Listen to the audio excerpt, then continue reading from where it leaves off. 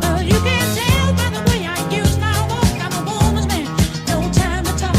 Music loud, women walk, being kicked around since I was born. Never tolerate, I don't care, and you may look the other way, but we can try to understand and do your time to make no man. Whether you're a brother away, you're a nothing, staying alive, staying alive. Feel the city breaking and everybody shaking, staying alive, staying alive. Staying alive, staying alive. Staying alive.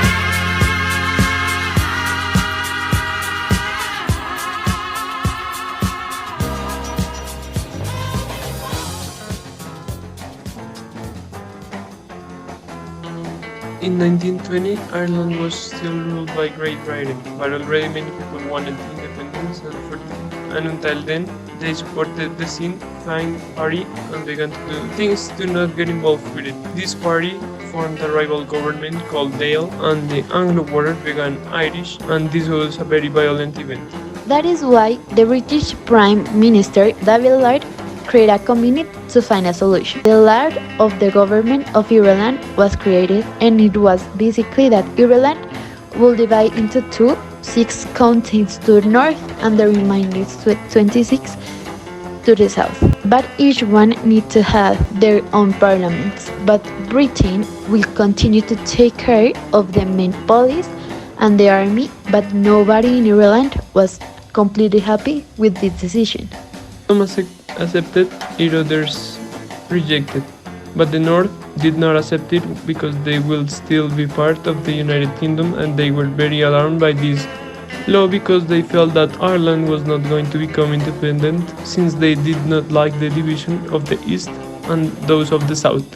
They were dissatisfied that this law also had a great impact on the country, and they felt betrayed by both British and also North, and felt vulnerable both economic and politically. But later, a great gap was created between those of the South and the North, who were in favor of the Sinn Féin party, decided not to participate in the negotiations, and in the end decided to reject the law absolutely.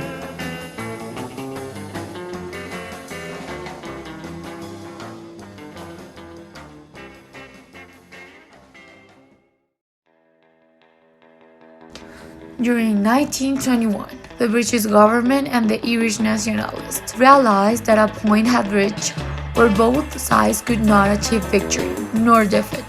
During these 3 years, the paramilitary groups and the Irish police were growing so much fear in the population that he took possession of them. The catastrophe and the destruction of homes was so much that the Church and the King called an end of war to the British government, which has just suffered a World War miseries. Then, a truce was called in July 1921, and negotiations took place in London, where the nationalists accepted the agreements presented. Thus, the Anglo-Irish War came to an end with the Anglo-Irish Treaty in 1922. The treaty was a very big book that contained many things. The main ones were that Southern Ireland will be known as the Free State of Ireland and will have its own parliament, loyal to the king every time. They will have also his own army. The King's representative in the Free State of Ireland will be a Governor General, and the North Ireland could be separated from Southern Ireland because they hate each other. The treaty was so ugly that the parliament have to hold a debate where those who accept won and those who lost protest endlessly.